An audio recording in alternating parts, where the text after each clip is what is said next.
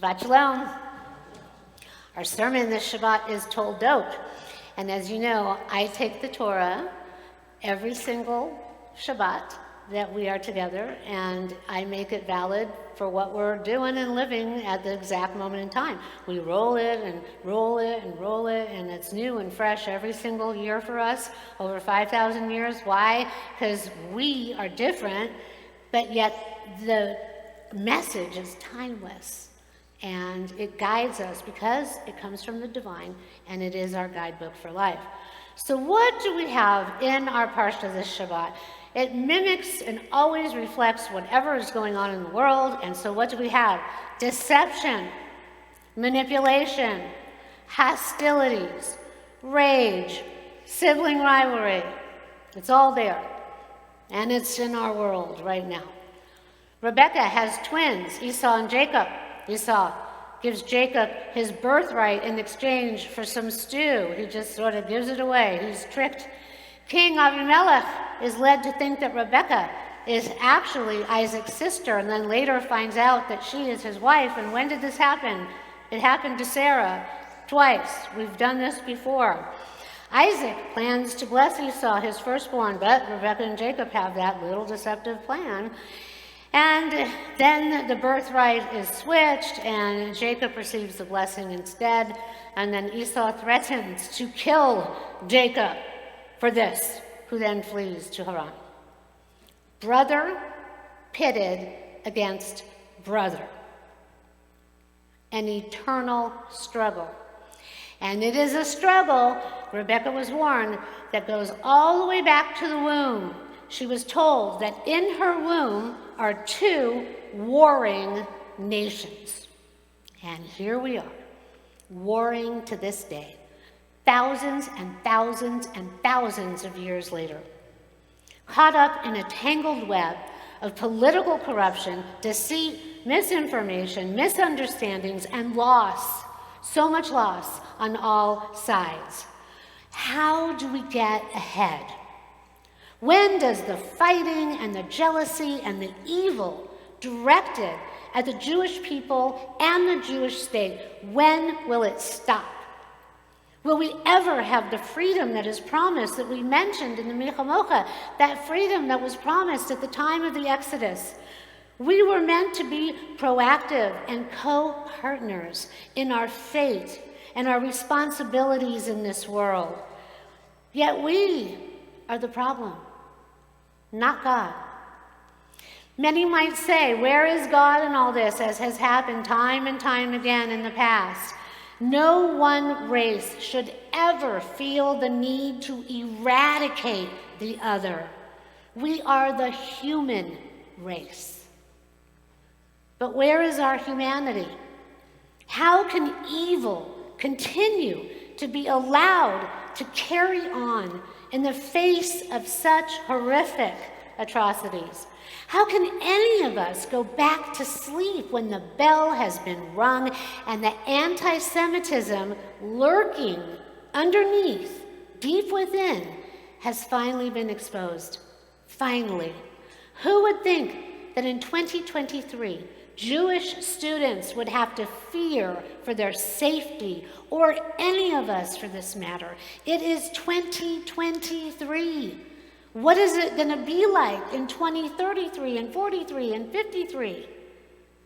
Our prayer book states, what happened long ago, we just read it, happens all the time. It is more than a moment gone by. The Exodus lasted a moment that endures forever. It happened then, it's happening now. It can be. We can be redeemed. We can be free. Free.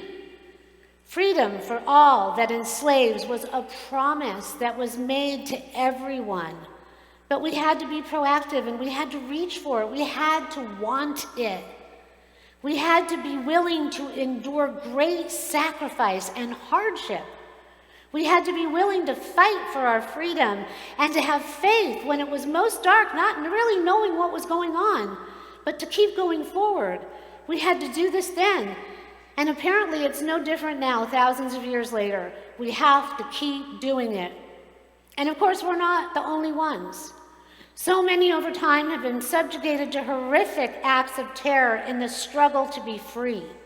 It is a struggle which goes back maybe even to the Garden of Eden, when we were very first tempted by that snake, or maybe the struggle between Cain and Abel, or the juxtaposition between Isaac and Ishmael that we feel to this day, that warring of nations, and now the Shabbat with Jacob and Esau. The dissension, the unrest, the struggle for superiority and subservience all over the Torah. It is there and it is in our DNA. Look at poor Joseph. That's coming up, and his brothers. What happened? They wanted to throw him in a pit, leave him to die. But somehow, amidst all of the hatred and the self-inflicted chaos, it all turns out. It all turns out okay.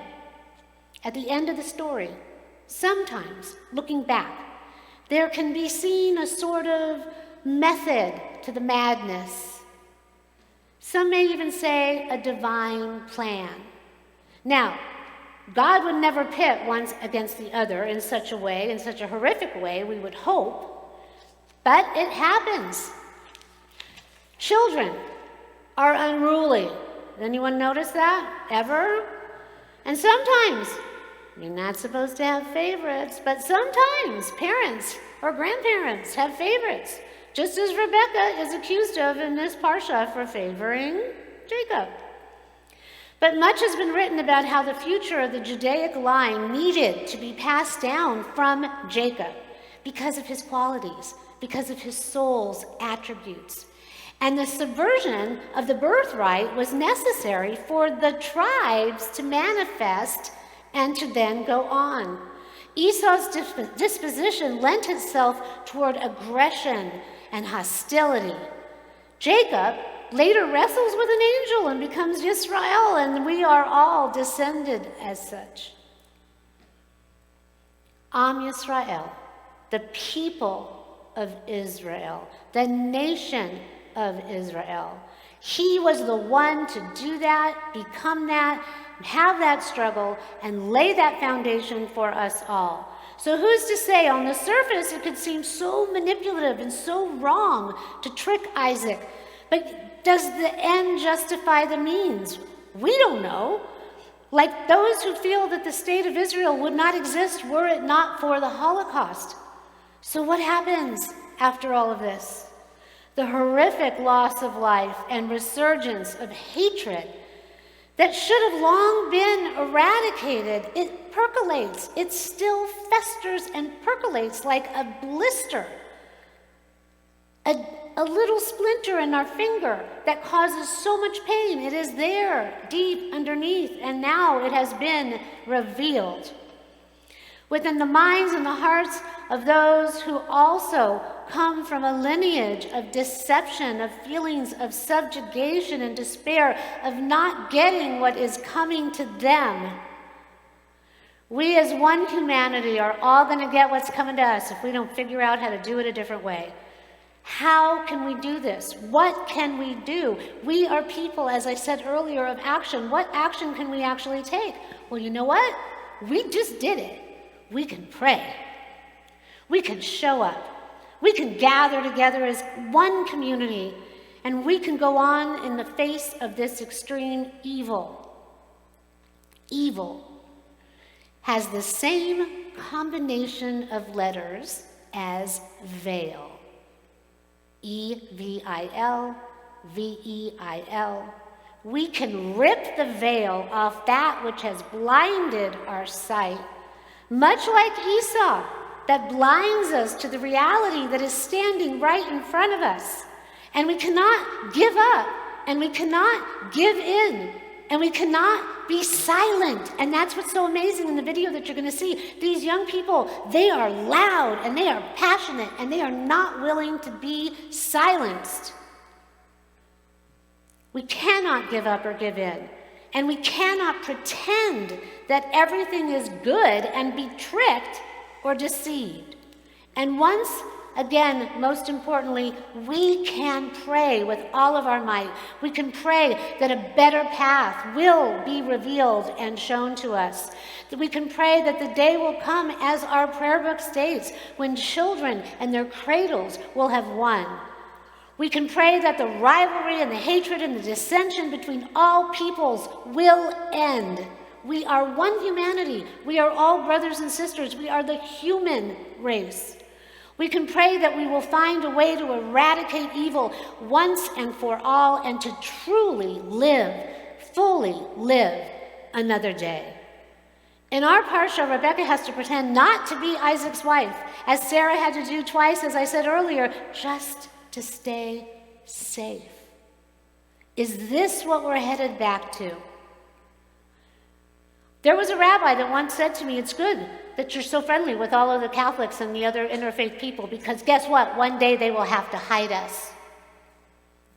And I saw a couple of them, and I made a little joke, and I said, I hope this day isn't coming. Were we ever really free? Is this what we're headed back to? Have we ever really, truly been safe? Maybe it was an illusion, and that this has to happen to bring the darkness out into the light, to rip off that veil once and for all, and for Emet, for the truth to be revealed. One thing is certain. At times, we have been our own worst enemies, warring between ourselves and our different Judaic affiliations. The Orthodox, the Conservative, the Reform, the Reconstructionist, the Renewal, the Humanistic. We all have our own infighting. But now we are united as one Judaic community of people against evil. And that needed to happen. Now we see across all lines, we are coming together, we are banding together as one to fight those who fight against us, to fight those who want to exterminate us. It is a high price to pay, but if we can go forth united as one and bring the world along as well, yes, then we will be a light unto the nations, as was prophesied. Then children in their cradles, they will have won, because maybe then all of humanity will be truly free. Free from all evil that threatens all of us, because no one is safe when evil rears its ugly head and wins. We have to pray that, yes, we will see and live in a better day, that all of this will not be for nothing, and that the sacrifice and the loss made will manifest the dawn of a new era, a new life where all of us can thrive, all of humanity in the light of God, the freedom that was promised and divined for all of us, along with the promise and the fulfillment of the prophecy that we will be a light unto the nations, and that this is what will ring true. That bell tolled for us, and we have heard the call, and we will persevere the only way we know how. Why? Because this is our moment. This is our chance to succeed and to extinguish evil once and for all. If we stand together, unwilling to go back to sleep, unafraid, we will win this war against evil. We will win this war against hatred. We will win this war against anti-Semitism, not just for us, but for all of humanity. It is in our DNA.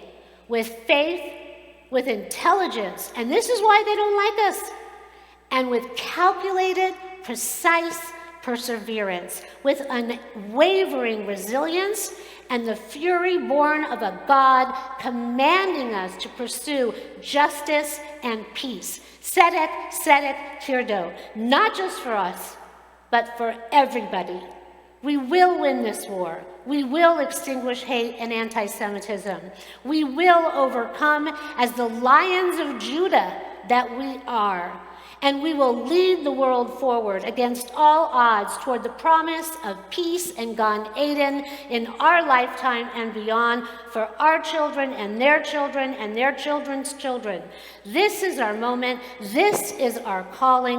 Am Yisrael Chai. God bless America. Ken Yehi Ratzon. May it be God's will. Shabbat Shalom.